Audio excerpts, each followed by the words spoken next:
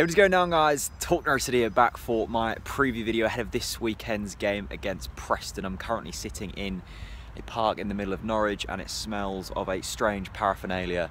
I will not describe what that paraphernalia smells like, but I am in a park where things sometimes happen regarding smelly substances. Enough of that. I do want to thank OneFootball for sponsoring this video. You can see on screen just here what a cool job, or maybe just here, wherever it is, it's there. OneFootball, really cool app. Download it, links in the description to every preview video. They are very kindly sponsoring them, and they need to continue to sponsor the videos because you guys seem to love the app. And I did think that when I first signed the deal with OneFootball that you guys would love the app, as I do with every deal that I do. I try and make sure that the content that I am advertising is actually decent, and OneFootball is really cool. You can see all of the latest scores, results, fixtures. I like to use OneFootball to be able to have a look at the opposition and what they're doing, because it's very hard to keep up to date with every single team in the Championship unless you have absolutely all the time in the world, and even then it's tough because it's so much going on. So for example, this weekend I've had a look at Preston, their form, what they're doing. Of course I didn't need to know who their manager is, it's Alex Neil. But yeah, download OneFootball, links in the description below. They're really cool. Now, I've also jotted down on my lunch break what's been going on with Norwich City, and as you can see, I've got a page pretty much full. Now that page is pretty much full of injury news. Now, latest news: Tim Close is injured, Tom Tribal is injured, James Husband is injured, Marley Watkins is a doubt, Harrison Reed is a doubt. Look, there's so many injuries, and they're not including the ones we already know about, the likes of Louis Thompson and players like that. And it does now mean, with Tom Tribal injured, Alex Tete injured, and Harrison Reed a doubt, we may now have one senior midfielder in the shape of Mario Vrancic. Now, Mario Vrancic is an attacking midfielder. Even then he struggles. Putting him into central defensive midfield, he'd done an okay job against Nottingham Forest, but we still lost the game. It may mean that Adam Phillips may have to come in. Considering we've gone from Tete, Tribal, Reed, Thompson, and a few others, we are now down to having maybe a youth midfielder and a Mario Vrancic come in there. That's a slight worry. The defence is going to have to be shifted about as well, with Tim Close going out. At least we have Christoph Zimmerman to come in. He'll go in next to Hanley. That defence is still, I don't think, too bad.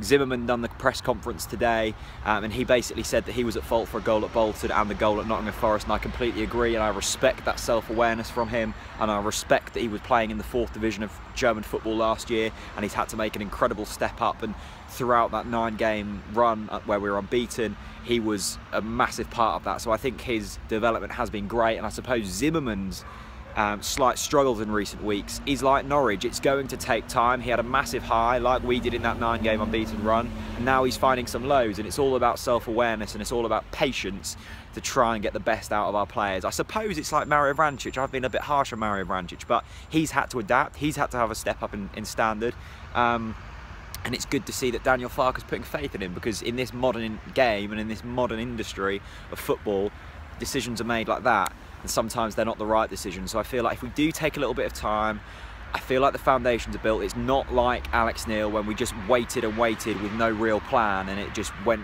wrong like we knew it would. I feel like we do have a plan now, and yes, we're being held back by financial problems and stuff, but at least I think there's a plan there.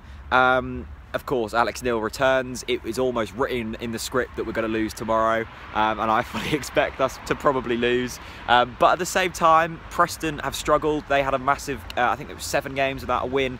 They did beat Bristol City last on Tuesday, a good 2-0 win over them. So they're going to be coming into this game with confidence. But from an outside perspective, looking into Preston, Alex Neil had a tough job to take over Simon Grayson, a completely different style of football. They'd overachieved there, playing a slightly defensive style of football, and Alex Neil's gone there with his 4-2-3-1 and is being stubborn with that, and it's worked to a certain extent. They had a decent run at the start of the season, but now things are starting to go a bit patchy, and likewise to us, they've had a horrible spate of injuries, which doesn't help any side. And when you look at our team, and I saw a stat that said we've made 55 changes in the Championship this season, that's more than any other club in the Championship in terms of players coming in, players coming out. Most of them have been down to players being injured, not really dropping players because of form, and that is just, is there anything more we can do about injuries? I'm sure that the increase in training has had a part on that, but we had to be fitter. So it's just one of them things, I think. But you know, this game is going to be tough. We do need a win desperately. If we lose tomorrow, then things are going to turn sour, I think. And look, I don't think anyone would be too against Farke or too against Webber. Just the kind of whole complexion of things, I think people would be frustrated with. I hope people don't turn on Webber, and I hope people don't turn on Farke, because I think this is a long-term project, and we knew that when we first signed up for it, so we've got to stick with that. Anyway, let's hope for the best. I'm not going to put a prediction in because I don't know, and I am fearing the worst to a certain extent. But often when that happens, we go out and win. So let's hope we can go up against the odds a little bit. We're not really up against the odds, though, are we? But let's hope we can put 11 players out. That'd be good.